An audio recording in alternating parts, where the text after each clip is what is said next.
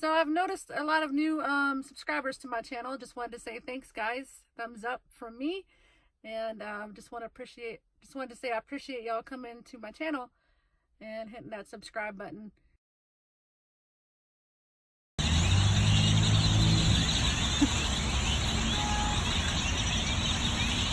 What is going on?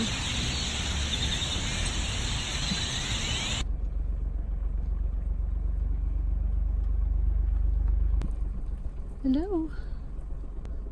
Hi.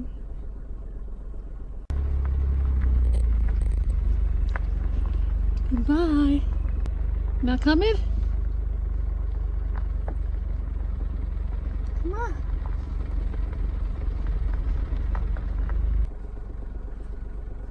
Angie the kettle herder. Hey y'all, how's it going? Hope you guys have been doing great.